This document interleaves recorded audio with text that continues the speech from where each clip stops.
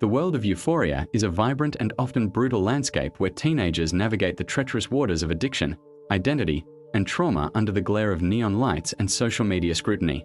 At the center of this storm stands Nate Jacobs, a character who initially appears to be the archetypal high school jock, handsome, wealthy, and commanding a terrifying aura of control. Yet, as the series unfolds, it peels back the layers of this young man to reveal a devastating portrait of inherited trauma and a psyche shattered by the secrets of his father. To understand Nate is not to sympathize with his often monstrous actions, but to trace the painful cycle of abuse, a cycle in which he has become both a perpetual victim and a terrifying perpetrator, doomed to reenact the very pathologies that were inflicted upon him. The core of Nate's being is a fortress built on a foundation of lies, a direct inheritance from his father, Cal Jacobs.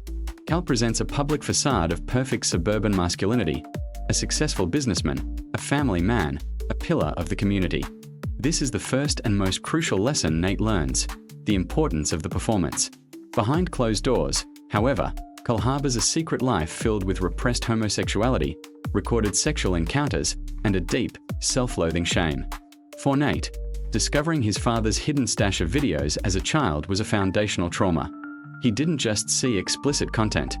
He witnessed the terrifying gap between his father's public persona and his private reality. This duality didn't teach Nate honesty.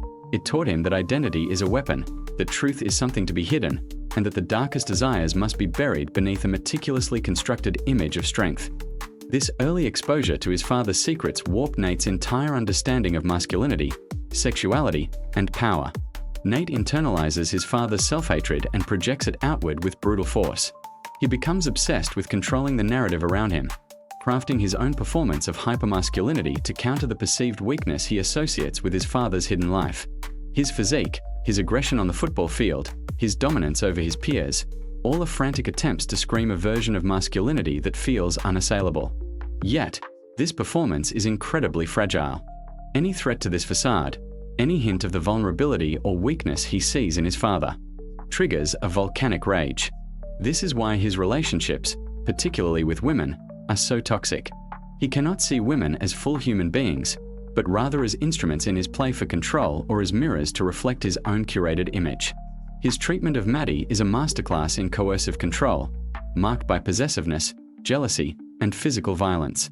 With Cassie, he exploits her desperate need for validation, molding her into a replacement for Maddie while punishing her for her perceived flaws. Most chillingly, his catfishing of Jules using his father's videos is the perfect symbol of his twisted inheritance. He uses his father's secret to manipulate and terrorize another person, literally wielding his father's shame as a weapon. In this act, the cycle completes itself. The victim of his father's secrets becomes the perpetrator using those same secrets to create new victims. Nate's relationship with his own sexuality is perhaps the most tragic manifestation of his trauma. The show heavily implies that Nate, like his father, may be grappling with same-sex attractions, feelings that in his warped worldview are incompatible with the aggressive, dominant masculinity he feels compelled to perform. His father's secrets didn't just show him hidden sexual acts, they inextricably linked homosexuality with shame, secrecy, and duplicity. Therefore, any hint of these feelings within himself must be viciously suppressed and attacked in others. His violent outbursts, particularly those directed at other men, are often tinged with a homoerotic panic, a desperate lashing out against the part of himself he has been taught to despise. He is not just fighting other people, he is fighting the ghost of his father living inside him. This internal war leaves no room for genuine intimacy or self-acceptance, only for more performance and more violence. The abuse cycle is a wheel that keeps turning unless someone has the strength and tools to break it. Nate, however, lacks those tools. He is trapped in a feedback loop where the pain he feels is discharged as pain inflicted on others. His father's emotional abuse, the lies, the expectations, the toxic lessons in masculinity, created a void in Nate filled with anger. He then fills that void by exerting absolute control over his surroundings, creating new victims like Maddie, Cassie, Tyler, and Jules. Each cruel action is a distorted echo of his father's betrayal.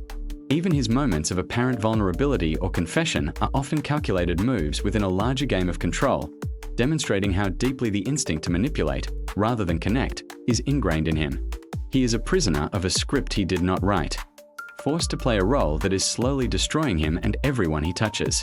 The true tragedy of Nate Jacobs is that he is a stark reminder that abuse is not just about individual acts of cruelty, it is a legacy. It is a poison that seeps through generations, twisting perceptions and crippling the capacity for healthy love. Nate had the material advantages many lack: a beautiful home, financial security, physical prowess. Yet, none of that could shield him from the psychological bomb planted in his childhood. He is not a monster born in a vacuum. He is a boy sculpted by secrets, forced to wear a mask of strength that is cracking under the weight of self-loathing. His story is a brutal exploration of how the sins of the father are truly visited upon the son, not through divine punishment, but through the mundane, devastating mechanics of learned behavior and shattered trust. In the end, watching Nate is like watching a ghost. He is haunted by his father, and in turn, he becomes a haunting presence in the lives of others. Until he confronts the source of his pain with brutal honesty, rather than with more violence and manipulation, the wheel will keep spinning.